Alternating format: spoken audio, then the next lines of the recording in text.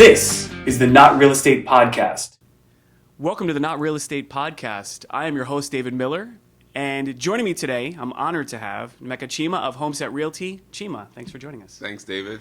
Chima, I don't know if you know this, but back in the day, I think you were the first closing I ever did when you were a real estate agent. You were a younger man as well, but I think the first time I was at the table was you on the other side. Yes. It's been a minute. We've been doing this for, 20-something years now. Yes. So thanks for putting up with me when I was a young and dumb, right now. You've been awesome since day one. I appreciate it. Chima, obviously you weren't always in real estate. What brought you into real estate to help people? So for me, it was internship. I was at college and I needed somewhere to do my internship, and I figured, let me find a place with something that I love to do. And in college, I specialized in marketing. So I was in business management, specializing in marketing. This was at Morgan State. And I bumped into this gentleman whose dad owned a real estate firm in Baltimore City. And we started talking, and before I knew it, I was interning at their office that summer as a marketing rep for them. Seeing what they were doing, how they were doing, and just the love for people that I had, I just figured, hey, this is a natural fit. So I would let me go ahead and get my real estate license, and from there, that's all, that's how it's magical, and I'm here 20-something years later. So sometimes I think your path is already set. You just have to move to find it. So people say, I don't know what I'm supposed to do. But you can't find it by sitting down. You have to move, and in moving, it's going to come. You're going to bump into what you're supposed to be doing. So motion brings clarity. Right. Motion brings clarity. Put that on the wall behind us. I think that's great. Put that on a T-shirt or a magnet. That's great. And you didn't grow up in the United States, right? Or when did you come to the United States? So 1996. Yeah. So I grew up in Nigeria. We lived in London, and then moved back to Nigeria, and then from there I came to the States to college. And since then I've been here. Are you a Baltimorean now? Would you say? I think you're too classy for that. I'm just kidding. So no, I live in Hanover. I live by the airport. So, and Baltimore is where I started. I started at Morgan State University. Awesome college. Graduated from there, and then so from college I had to find a job how I felt, once I was graduating, because I was already in real estate. And so in college, I had to find a job when I was graduating. And so there was this Monumental life insurance had come out to recruit, management trainees at that time. And I was like, oh yeah, it's a great job. Let me get a salary. 6 months into, this was in 2000, 6 months into my job at Monumental, I still was doing real estate, and I had 7 transactions pending. And so those 7 deals were worth approximately half my year's salary. So a light bulb so I was like, what am I doing? This doesn't even make sense. And so that was 2000. So I quit the life insurance thing, and it wasn't really for me, trying to resurrect policies and things like that. So for me, it was really my clients, the buyers, and at that time it was mostly first-time buyers, because I used to market heavily to first-time buyers. And so for me, it was just a natural transition. Again, I quit the life insurance, focused on the real estate, moved to a Remax. That's where I met you. That's where we met in 2000, and I was at Remax for 6 years. Got into their Hall of Fame, Remax Hall of Fame, in 5.5 years. And my last month at Remax, another light bulb went up, because I saw my bill. It was $10,500 for 1 month at Remax. I was like, wait, what am I paying? Someone else. $10,500 when I could just take that money, and that's a rent plus doing it myself. And so I started the Chima Group. So I came out of Remax and did the Chima Group right at where the Ruth Chris is in Pikesville. Yes, I know it well. Yeah. I know well. No, that's great. That's wonderful. I've seen you in action, and you have a calm confidence, a calming personality. Is that the way you approach all of your clients as you deal with them? Yeah, I think so, 100%. Because I think, we all know, if someone is, once you qualify a client and they're ready, willing, and able, and that's your buyer, if the seller is ready, willing, and able, the transaction is going to work out regardless of who the agent is. Right? Because the buyer wants to buy, the seller wants to sell. We're just there to facilitate the process. Right? So making it personal, which I've seen some people do, it's not. It's unnecessary. It just gives you hypertension. You get gray hair. Right. You lose all your hair. Right. So, of course. But I didn't lose mine because of that. But Not stress. It's not stress. No, I don't think so. But I think that absolutely, my approach is really just you have to be there for them. Mm-hmm. There's already a lot of stuff happening. It's a lot of commotion, all around them. Too many parts, too many pieces. And so you as the agent, you're meant to be there as a calming force, I think. I don't do it intentionally. Mm-hmm. It's just how I've been, and it's worked for me. So now it's just a habit. That's great. No, I mean, again, I think it's effective because I think rightfully so, these people, buyers, are stressed out. This is the most stressful thing they're going to do or buy in maybe their lifetime, right? Absolutely. Have you seen over the last, and again, we've been doing it for 20 plus years, have you seen the buyer change, the mentality of a buyer change with technology, with the world? What's different now than it was, let's say, dealing with a buyer 20 years ago? Oh, yeah. So what technology has done is I want it now. Of course. Right? So, and everyone, and it's not even just, I think it's just the mentality of us human beings at this point. It's like we want instantaneous joy, gratification. We want it to be, we want what we want. Right. And you can see everything becoming so polarized. Everyone's becoming so opinionated. Right. And so same thing with buyers and sellers, not just even buyers. Everyone is just, I want my way versus how can we do this together? Right. So I would say not everyone is like that, but most people are these days. Mm-hmm. And so as an agent, you really have to, if you read the book, Who Moved My Cheese, if you stay in a particular mindset and not adjust to your clients, you're going to be out of this business. So I think with each generational change, like my daughter is 10, by the time she becomes a homeowner potential, it's going to be totally different. Right. The mentality, the approach, everything's going to be different. So as agents who've been in the business for 20 years, you can't stay in this business for 20 plus years if you're just going to be if you just have a rigid mindset on how to approach this business. I think it's a good point. I see a lot of agents that have done it for double what, let's say, we've done in life, and I'm a title agent, not a real estate agent, but double what we've done. And the ones that adapt seem to do better, can have longevity. Absolutely. And technology, you got to get in with technology. Right. Social media. Media. Right. Even though you might not, like some of my agents say, oh, that's not for me. I don't want to put my picture up there. You got to figure out a way. If not, you will be out of the business. Right. I mean, and I say to my team, social media for business purposes, whatever it is wonderful. I don't need to tell everyone what I ate for breakfast every day. No. Having said that, unless you're a real estate food blogger. That's good. I was going to say, if you ever have any free time, check out Chima Eats. Chima Eats is really entertaining. I love it. You and your daughter going to the restaurant. It's really great. Yes, so, side note, check that out. No, I think it's great. And then style obviously changes over time, meaning I assume all the tech packages that come with houses might be more exciting than people looking at space and square footage, and maybe hopefully you keep them grounded as to, you can always add tech. You know, kind of thing. I assume people are just, I see that it's a Nest, whatever. People are enamored by Nest and not thinking about the square footage of a basement that could be. Absolutely. So part of staging these days is to make your home a smart home. So when I talk to investors or even my sellers, when I help sellers renovate, at the very least, put a Nest thermostat. Right. At the very least, put a Ring doorbell. Right. Just something that captures that new buyer, right? Because the new buyers, that's what they're about. They've been on their cell phones since before. When I started the business, I didn't have a cell phone, right? But now everybody has a cell phone. So so that you have to adapt with the times, and so. Modern homes will have that Ring doorbell, smart doorbell, that smart thermostat, smart smoke detector. That's the trend. That's where we're headed to. And so it's just a smart idea to have that as part of your package when you're trying to sell. Right. It's very interesting. I mean, certain styles are classic, I know, and they come back. And I know the whites and the grays, we're in 2022 in case anyone's watching in the future. The whites and the grays and all that is exciting with huge islands.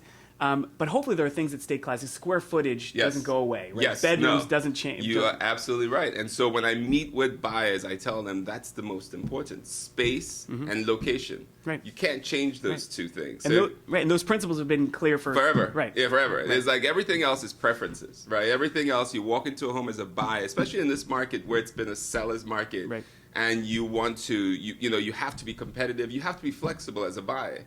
if you're going into any home, space and location are the biggest things that you have to focus on. Everything else, the color of the walls, the type of floors, how your kitchen is, all of that can be changed, but you can't change space and location. Right. So like you said, from as long as I can remember, and from way back, it's always from the beginning. It's always been space, because you cannot change. Once you're in that home, you have to probably stay there for a minute, at least 3, 4, 5 years before you build enough equity to move. That makes sense, and it's nice to know that these principles hold tried and true. Yes, in that sense. Yes. And we're going to be right back after a moment from our sponsor. This podcast is brought to you by Terrain Title and Escrow Company.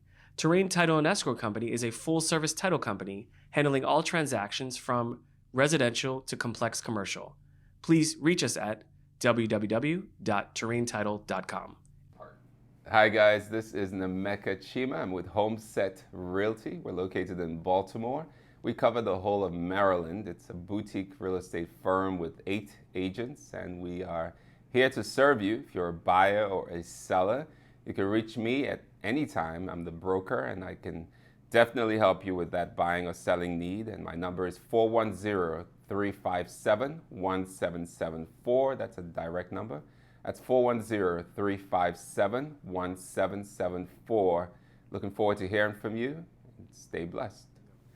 So Chima, in doing this for a while, a lot of realtors say they would write a book about their career. They would write a book, and there's going to put a chapter. Is there any stories or anything in your mind that you can think of in your career that have been so interesting, whether people you've come across or people you've helped, or funny things that have happened to you over your career? Yeah. So for me, the biggest thing in my career has been the real estate burst, right? When we... Right. I lived it with you. When we, that was 2007, 2008, where everything just crashed. And no one ever really forecasted that. And, I think every market, as we know, and as we can see now, is cycles. Right? So there's always an opportunity for someone somewhere, if you can start to manage, your whole business around that idea that everything is cycles, right? Because it's going to come again. We're going to see another burst. We're going to see something happen. It might not be as bad as 08. Let's hope not. Let's hope not. Let's absolutely hope not. But something's going to happen. Something's going to come. So if we stay awake and we stay, observant as to what the trends are, I think everyone can seize that opportunity to better themselves, improve themselves, to create a better foundation for themselves. So in 08, then that was my first real estate burst, ever. So for us, it's interesting to see, and to that point, to see the burst, people still made money on the way down in terms of short sales and foreclosures.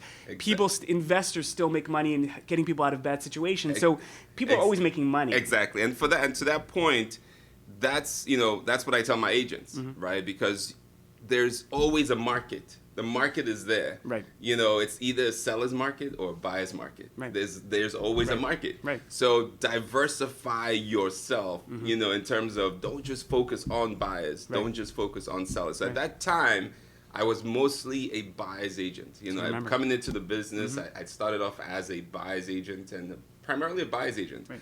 Luckily, I had started to, read all these books and follow all these coaches about working with sellers. You can only carry, one buyer in your car at the same time. Back when we used to carry buyers in our cars, because we don't. But you can carry 50 sellers in your car, right? In any market, right?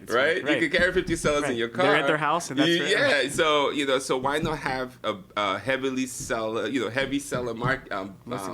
business versus a buy business? Not to say now I love buyers, because those are the ones who are the most emotionally excited, and the joy in a buyer once they're at that settlement table is always, it's more than some sellers, and so I thrive off of joy. I thrive off of making people happy, right? So, but for the business aspect, being a seller's agent is critical. At some point as a new agent, you have to work your way up to becoming a very good seller's agent for you to survive in any market. And I would assume your advice to new agents, young agents, would be you start with your core, your center, which are going to be buyers 100%. Probably, right? And you're, to your point, shifting over and adding your listings. Absolutely. Any new agent that comes that joins me, I ask that at least they have 15 names, people that they know that like them, not the ones that don't.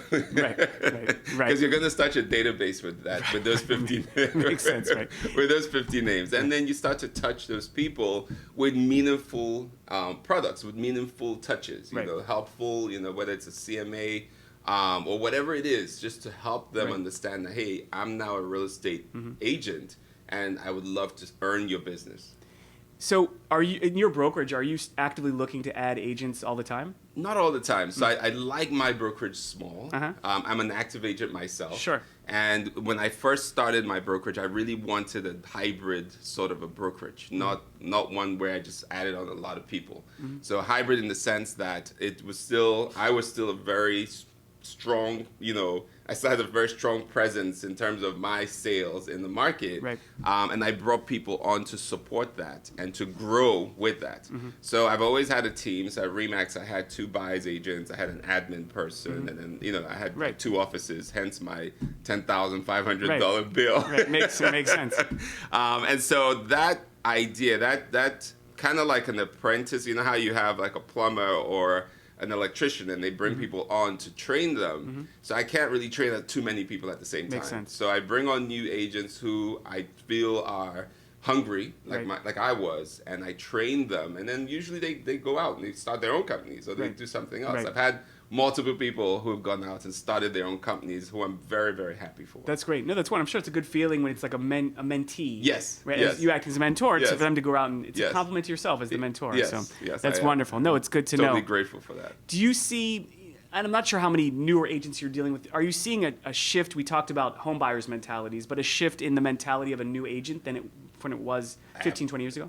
100% again. And so with technology has also changed the brokerage, right? And it's even changing it more, and we'll see more of that in the sense that a lot of stuff is socially based. It's online, right? So you have some brokerages now. They don't have physical locations, Right. You have brokerages that everything is online, and so with that, there's savings to the broker, who in turn passes that on to the agent, and so you have new agents coming in at really high splits.